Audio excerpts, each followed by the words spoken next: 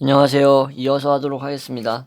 저번 시간에 이제 도스토옙스키가 이제 푸슈킨 동상 제막식 행사에서 이제 발표를 하기로 해달라는 이 요청을 받았다까지 했었는데, 여기서부터 이제 읽도록 하겠습니다. 러시아 문학 예호가 협회로부터 모스크바에서 열릴 푸슈킨 동상 제막식 행사에서 연설을 해달라는 요청을 받은 도스토옙스키는 카라마조프가 형제들 집필에 혼신의 힘을 쏟고 있던 작가였고, 또 그 일을 잠시 제쳐두고 기쁜 마음으로 연설을 준비했다. 푸슈킨은 그가 평생 동안 존경했으며 자신의 영적 스승으로까지 여겼던 시인이었기 때문이다. 항상 푸슈킨의 이미지 속에서 러시아의 운명과 사명에 대한 해답을 찾으려 했던 도스토옙스키는 1880년 6월 8일 동상 제막식 연설에서도 푸슈킨의 예언적 힘을 이야기한다. 그리고 푸슈킨의 표현을 빌려 오만한 인간이여 자기 자신을 낮추어라. 무엇보다도 먼저 자존심을 버려라 라는 말로 러시아가 당면한 분열의 문제에 해결 방안을 제시했다. 동시에 푸슈킨의 국민성과 인류성을 강조하면서 러시아의 고질병처럼 갈라져 싸워왔던 서구주의자와 슬라브주의자의 하나됨을 주장한다. 또한 러시아의 운명은 전 유럽적이고 범세계적이기 때문에 진정한 러시아인이 된다는 것은 모든 사람들의 형제이자 완전히 보편적인 인간이 된다는 것. 결국 전 인류가 하나 되는 초석이 된다고 목 놓아 외쳤다. 러시아인은 그리스도의 복음에 따라 모든 인종의 형제적 일치라는 말씀을 선포할 소명을 갖고 태어났다는 것이다. 약간 좀 민족주의적 성향이 좀 강하긴 한데, 그래도 뭐 그렇게 막 극단적으로 치우칠 정도까지는 아니었다라고 생각을 합니다. 그의 연설은 청중의 가슴을 뒤흔들고 그들의 피를 끓게 했다. 그의 호소에 쏟아진 박수갈채는 위대한 푸슈킨을 향한 존경의 표시일 뿐만 아니라 위대한 문학인인 도스토옙스키의 카리스마에 대한 반증이기도 했다. 그가 연설을 마치자 청중들은 흐느껴 울며 서로를 껴안고는 서로에게 더 좋은 사람이 되고 더 이상 서로를 미워하지 않겠다고 사랑하겠다고 맹세하기까지 했다고 한다. 이 연설 후에 당신은 우리들의 성인이고 예언자요라는 청중들의 찬성이 울려 퍼졌다. 일부 학생들은 눈물을 글썽이며 연설자에게 달려나와 그의 발 아래 엎드려 정신을 잃기도 했다. 그리고 밤에 개최된 문학축제에서 그는 푸슈킨의 시 예언자를 낭송했다. 완전히 지쳐버린 그는 약하고 낮은 목소리로 온 힘을 다해 외쳤다. 또다시 홀은 광란의 도가니가 되었고 다시 한번 황홀경에 빠진 울부짖음으로 가득 찼다. 러시아 문학 전체가 그 예언자를 추앙했다. 푸슈킨 기념행사에서의 연설은 위대한 러시아 시인에 대한 깊은 사색의 열매이자 작가 자신의 피 끓는 열정의 유언이었다. 물론 인류의 완전하고 보편적인 형제에 도달한다는 것은 쉽지 않은 문제였다. 쉽지 않은 정도가 아니라 불가능하죠, 사실. 하지만 그는 온 삶의 에너지를 다해 슬라브주의자와 서구주의자들을 소위 배웠다는 지식인들과 민중을 그리고 러시아와 유럽을 서로 화해시키는 유언을 남기고 싶었던 것이다. 그리고 8개월이 지나지 않아 도스토옙스키는 생의 마지막 순간을 맞이하게 된다. 1881년 1월 25일 밤과 26일 아침 사이 서재에서 작업을 하고 있던 그가 피를 토하기 시작했다. 주치 브레텔은 폐기종에 의한 폐동맥 파열이라고 진단했다. 1월 26일 두 차례의 출혈이 또 있자 그는 사제를 불러 병자 성사를 하고 영성체를 받는다. 이후 상태가 잠시 호전되는 것 같더니 28일 이른 아침에는 오늘 자신이 죽을 것 같다는 느낌이 든다며 성서를 가져다 달라고 아내에게 요청한다. 손 가는 대로 성경을 펼치자 마태복음 3장이 나왔다. 그는 요한이 그분을 붙들면서 제가 당신에게 세례를 받아야 할 터인데 당신이 내게로 오시나이까? 그러자 예수가 그에게 대답했다. 나를 붙들지 말라. 이와 같이 하여 모든 일을 이루는 것이 합당하리라. 14, 15절이라는 구절을 읽는다. 그리고 이것을 자신의 죽음에 대한 암시로 받아들인다. 옆에 있는 아내에게 그녀와 함께 살았던 행복한 생활에 감사한다. 진짜 안나는 진짜 천사였죠, 그죠? 자신은 항상 당신은 열렬히 사랑했고 마음으로도 당신에게 성실치 않았던 적은 한 번도 없었다는 말을 덧붙였다고 한다. 그리고 작가는 아이들을 침대 곁으로 오게 하여 성서에 돌아온 탕자의 이야기를 읽게 하고는 다음과 같은 유언을 남긴다. 얘들아, 방금 들은 이야기를 절대로 잊지 말아라. 주님에 대한 끝없는 믿음을 간직하고 그분이 항상 용서하신다는 것을 잊지 마라. 나는 너희들을 정말 사랑한다. 하지만 내 사랑은 당신이 창조하신 이 모든 인간을 향한 주님의 무한한 사랑에 비하면 아무것도 아니다. 살다가 혹은 죄를 짓는다고 해도 주님에 대한 희망을 절대 버려서는 안 된다. 너희들은 그분의 자녀들이다. 마치 너희 아버지를 대하듯 그분 앞에서 자신을 낮추어라. 그분께 용서를 구하면 그분은 돌아온 창자를 보고 기뻐한 것처럼 너희들의 회개를 기뻐하실 것이다. 그리고 한 시대에 획을 그었던 도스토예프스키는 1881년 1월 28일 저녁 8시 38분 조용히 눈을 감는다.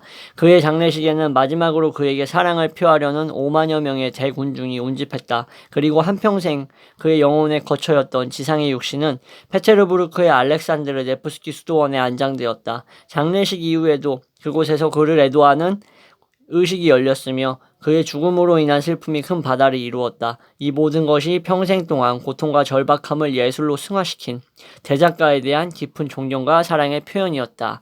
예, 여기까지 해서 일단 거의 이제 끝이 다 와가기 때문에 마지막까지 제가 읽을 겁니다. 예, 다음 장은 이제 모든 이에게 모든 것이 되어준 작가 도스토예프스키라고 해가지고 이거는 이제 사실상 이제 이 글을 쓰신 분이 이제 평가를 내리는 부분인데 지금까지 읽은 것을 통해서 보았을 때 진짜 이 도스토예프스키가 마지막에 신경질적이고 다혈질적이고 자기 어머니를 그렇게 의심하고 어머니를 힘들게 했던 아버지를 그 용서하는 부분 있죠.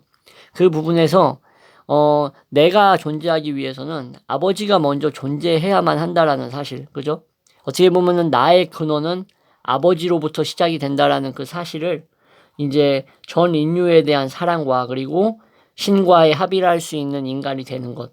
그래서 하나의 어떤 전인으로서 살아가는 것을 목표로 했던 도스토예프스키의 어떤 후기 사상에 아주 적합한 그런 그의 행동과 태도이지 않았나 싶습니다. 우리 누구나 다 가지고 있잖아요, 솔직히. 예. 아버지에 대한 미움, 뭐 어머니에 대한 미움도 있을 수도 있고. 하지만 보통 어머니에 대한 미움보다는 아버지에 대한 미움을 많이 갖고 있죠, 많은 사람들이, 그죠?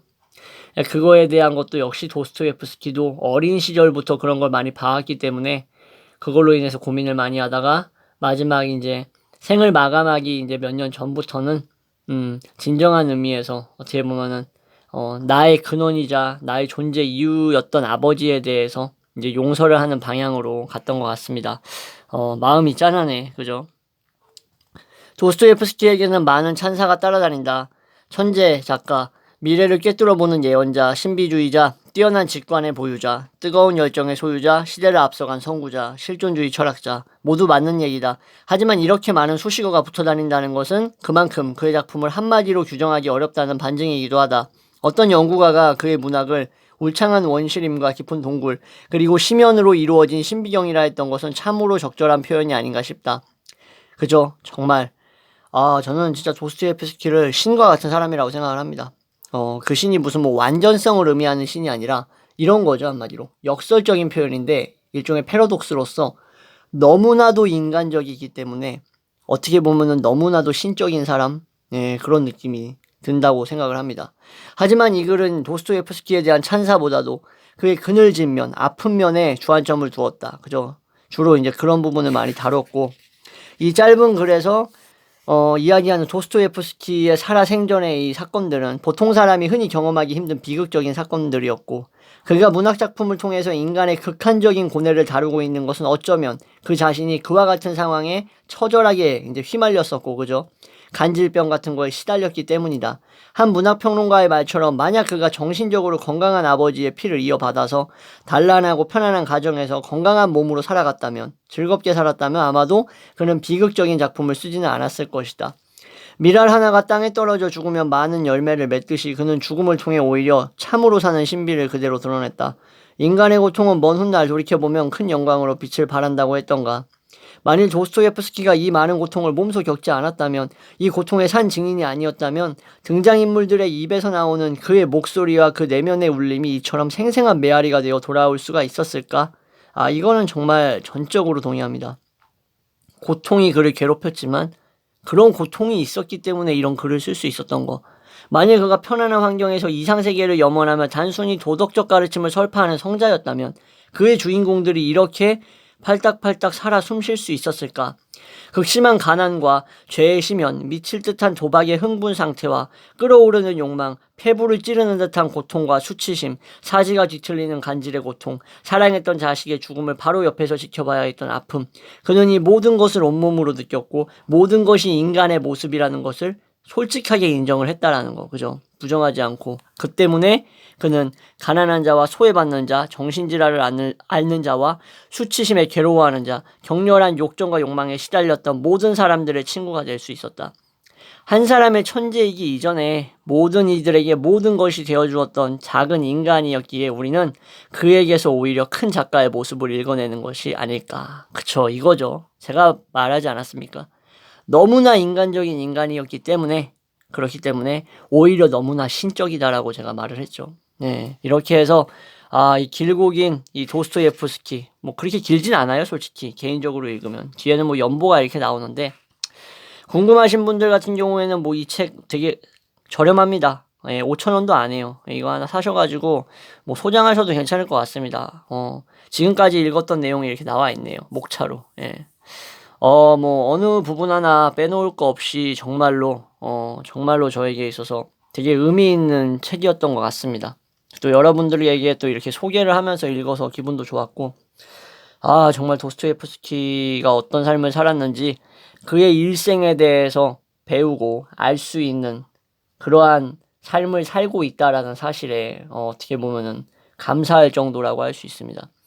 아무튼 이렇게 해서 영상 총 8영상인가 9영상 정도 찍은 것 같은데, 지금까지 이제 1편부터 쭉 따라와 주신 모든 분들 정말 고생하셨고 정말 감사합니다. 다음에는 이제 다른 주제로 영상 올리도록 하겠습니다. 감사합니다.